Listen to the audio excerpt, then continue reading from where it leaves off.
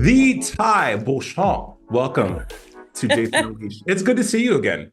It is great to be seen, and it is wonderful to see you and all of your vibrancy and gorgeousness and energy.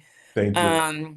Thank you. Thank you for having me. Of course, I have to start by saying congratulations on life. I mean, Tai, every time I log on and I just see you out here being a stunning, shining example of what Black excellence looks like and is. You are Black excellence personified, and the culture agrees. You were just honored with an award over the weekend. On top of Yeah, everything else you're doing, tell us, Dish, how are you feeling? I love a dish. I love a dish. Well, I feel grateful. I feel a little fatigued, but energized and like seen. I mean, that is really how I feel. I feel super seen. A lot is happening, a lot of good stuff, a lot of transition all at the same time, which, can sometimes feel a little bit off-centering, but it's interesting because I feel more centered than ever because I'm just so committed to walking this purpose journey and showing up in that. So I'm good, I've had a very interesting few years. I think we all have post-pandemic, but I've been working, I've been toiling, I've been sewing, and now I'm starting to feel some of the fruits of the labors come to bear. Yeah. And that's super exciting. Yeah. Feeling seen, what does that look like to you now? Because I look at you, I see Mhm. you, and I feel like absolutely, and I feel like people see you as well, but you say feeling seen. What does that look like? What does that feel like for you now? What capacity? That's an interesting thing. I think part of it is, and I'm sure you can probably appreciate at least some of this if it's not your truth. When you come and, from working behind the scenes, right, as an editor, as a journalist, as a writer, you move and step into front of it, which I embraced, I think, to some degree, but perhaps not fully at the time when I started doing television. I think I'm feeling seen now, one, because I'm seeing myself differently. That's number one. And I'll expound on that a little bit. I feel like, I'm a woman of a certain age now, and I'm seasoned and clear about who I am. And so I think that there were times in my life and in my journey, not where I ever betrayed who I was. I was always authentically me, but I don't know if I was ever fully me in all the spaces at all the times. And I'm in a space right now where I can really walk in that truth. And so I see myself differently. And so that means that I'm very honest with myself about the things that serve me, the things that don't serve me. I'm also very honest with myself about sometimes the things that I do that don't serve me. Mhm. Um, and I think in that clarity, people are experiencing me more wholly and more fully, and they see it and they have an appreciation for it. So yeah, I mean, that's how I would describe it. I think first I'm seeing myself differently, and I think through that, other people are really kind of more fully able to embrace the fullness of who I am. You have so many different vantage points where you have been able to see the industry and Yeah, also be ahead of the curve and pivot because you are such a queen of the pivots. Like you of look the up pivot. pivot and Wikipedia and it's Tai Beauchamp from New Jersey, born January 7th, 1978, went to New York University. You know what I mean? Like all the things. But I to love you so much. You are so good. I tell you this every time I speak to you. thank you. I was having a conversation with another talent that I'm sure you know, Gia Peppers, and Yeah, you were love you you. you you were so good. I was saying to Gia, who hosted Culture Creators the other day, and I've been a huge fan and celebrant and sister to Gia for a long time, um, a little bit older and longer time in the industry. And I remember when I first met Gia, I said to her, like, not first met her, but when I started to see her work, and people were asking me, like, as I wasn't hosting some things because perhaps availability or budget or interest or alignment or whatever, I started to refer people. And there aren't a lot of people that I could refer, like, and Gia is one of them. She's always been an incredible talent. Fantastic. You are so good. Oh, You well, are I received you that. are so good. So I I just want received to, and I that. and I remember when I first met, I was like, you good, because I mean, you good, you Thank good. So you. thank you. Thank you. Well, I received that. Thank you so much. Trust me, your words mean a lot to me now more than ever for sure. And I mean, and that just leans on what like the support you don't get being a woman of color, a man of color in front of the camera, and then having to always be what the buyers of talent want you to be. Because obviously it's a job. You're hired to do a job, but you also jettison your humanity more times than not because we want to fit in. We know we come into this business. I think some of us, most of us come from these small towns, where we were prom kings and queens, come to LA, Mhm. come trying to for this on this dream of trying to be Mhm. on the E's, on the BETs, on all of the platforms that are lauded and heralded, but we Mhm. also completely allow ourselves to become a slave to that need for validation. And Mhm. me and you are close to the same age. You're only a year older than me, so I've been around a long time too, and I understand that as you get older, you're just like, you know what, fuck this, no, no, Fuck that. That ain't gonna no, work. It ain't gonna work. no, Mm-mm. it's not. Yeah. But you've Yeah. managed though to, I mean, Ty, when someone brings up your name, Mm. people have nothing but glowing things to say. And then when they expound upon those glowing things, it's like hard worker, beautiful, talented, conserve a look, master entrepreneur, multi hyphenate, jack of all trades, banging body, like everything that you'd want in a human being, black goddess, melanin popping, like when did you know? And we're going to talk about Brown Girl Jane in a minute, but when did you know it was time to pivot and really double down on Tai Beauchamp, just the woman? When did that? Yeah. I mean, I think it's happened, and thank you. I thank you. That's all God.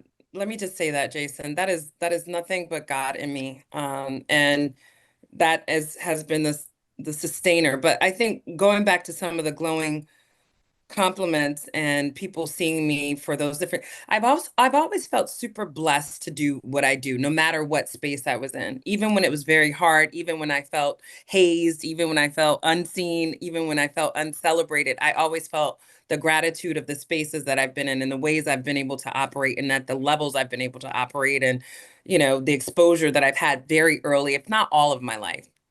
But I think me really leaning into and appreciating the fullness of who I am as a woman, it's happened gradually and it continues to happen as you evolve because you learn and appreciate different aspects of you.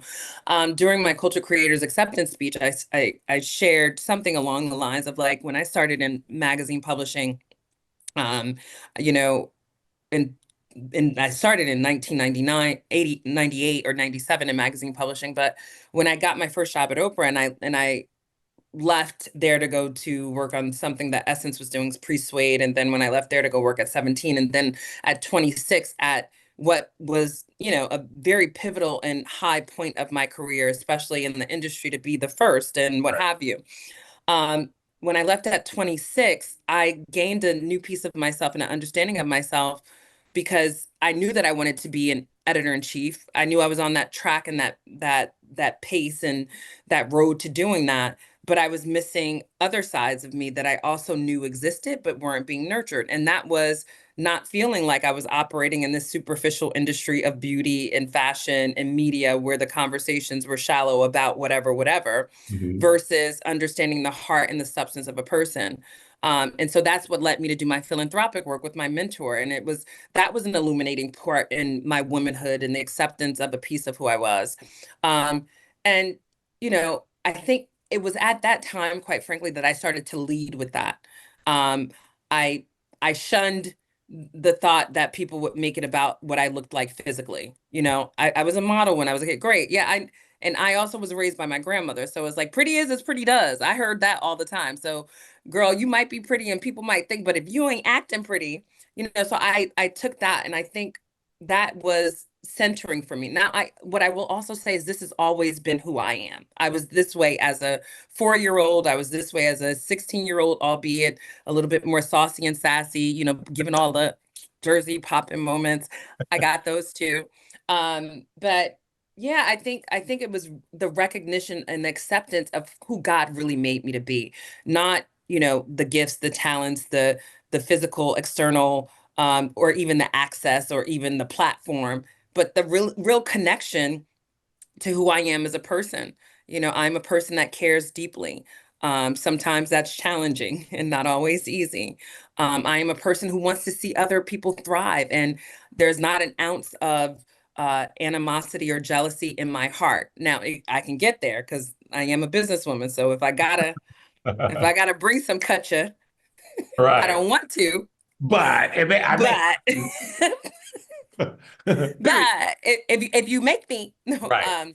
but so I try and walk in that truth, Mhm. and I think I've had different moments and different experiences that, to use your language, jettisoned me to stand firmly in that and anchor in that more and more as I've aged.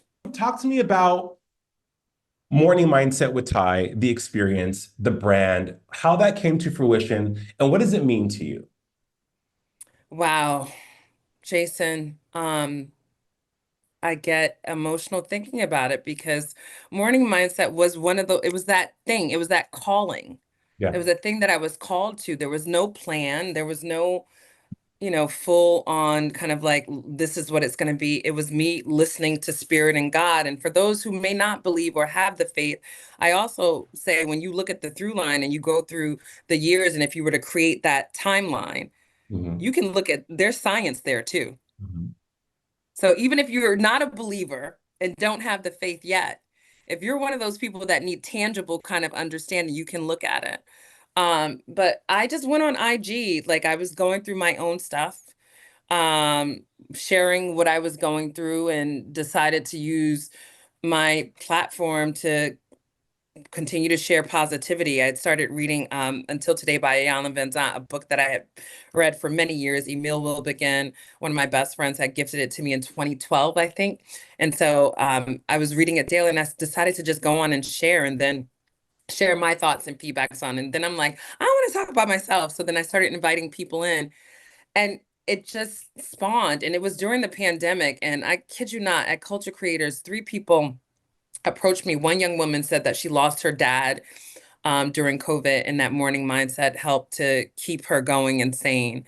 Another friend of mine, Sean Blackman, actually said to me, he was like, like you said, I know you support Black women, but as a Black man, like I was in morning mindset and you kept me going.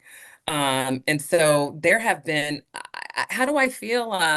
I feel um, grateful and just blessed that my truth and even my challenge could inspire people. And, the hiking experience started just literally organically, because in this community that started to swell would say, like, they would see me hiking. They're like, I want to hike with you. And so I had always invited my friends out here. Anytime someone's in LA and they wouldn't see me, I'm like, we can either, go around the corner to this one place that I love, or two places that I love, or we can go hiking. Like, I'm a very no frills person now too. That's been the other change, Jason, since moving from New York.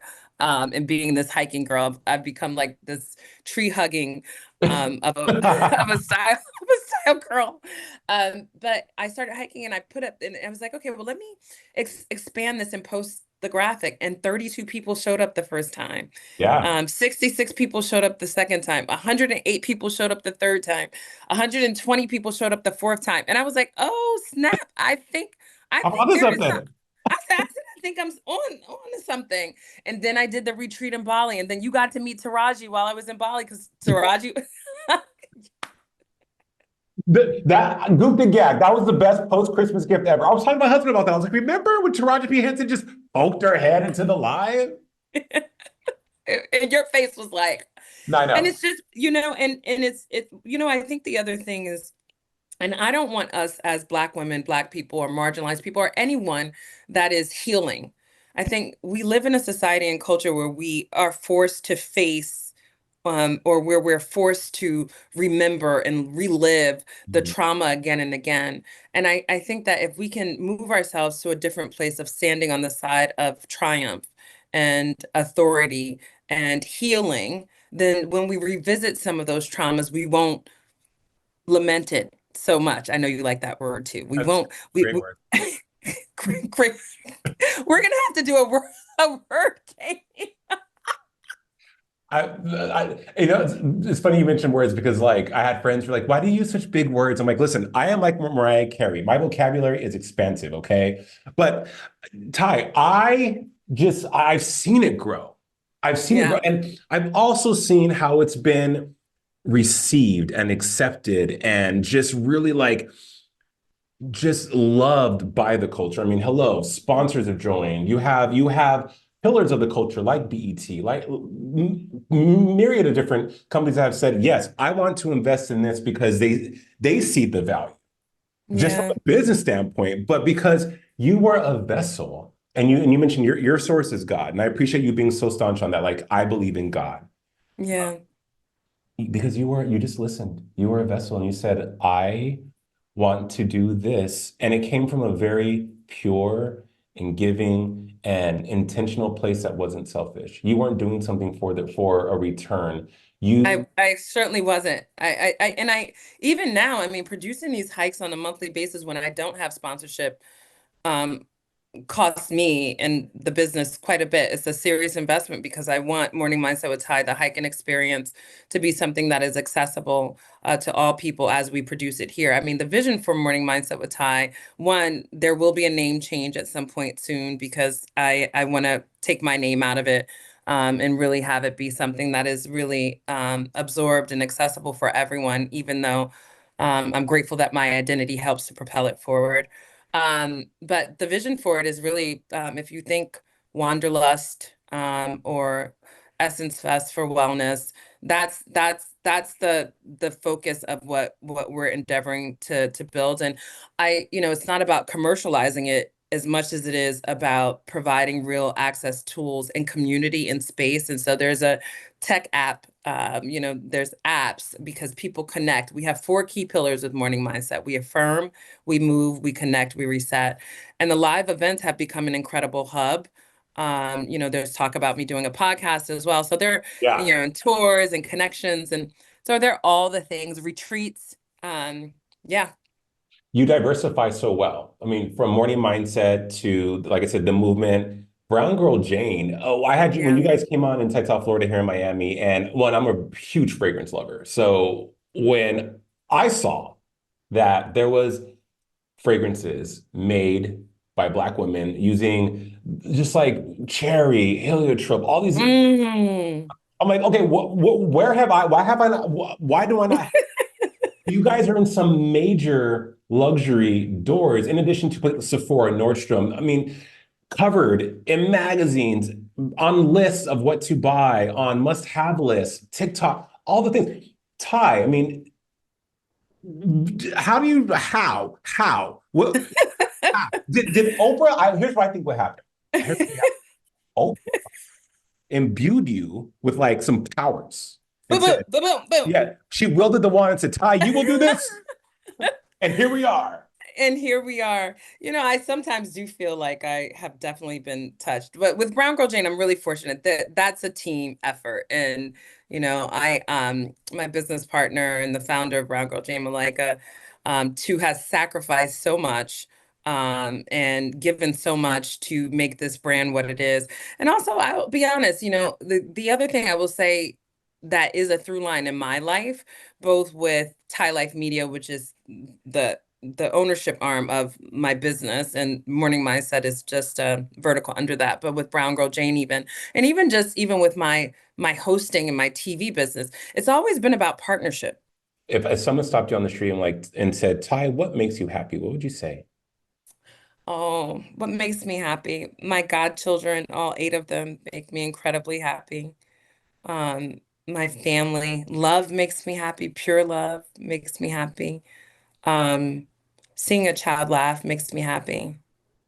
Um, I live in a bit of a tree house, so looking out at the trees and being one with Earth makes me happy. You're so granola. It's like, but Jason, can I tell you, sometimes I don't even recognize myself. I'm like, who the hell are you? And how did you get here? I grew up outside of Newark, New Jersey. I grew up in the Oranges. I worked in fashion and was Yves Saint Laurent down, Vuitton up, down, sideways. And now I'm like, look, I got on a sweatshirt. I came from the gym. I barely put anything on my face. We love You it. know. We will take Tai Beauchamp in a Hamptons jersey with the trucker hat or Hulk tour. We'll take you any way we can. You are the cat's meow. That's I'm saying I'm bringing that back. Aw. I'm so I glad. see where we're about to go. Where we going? Oh man. But Ty, you're awesome. It's been so good having you on Jason Unleashed. All the Oh best. my gosh, why could I talk to you all day?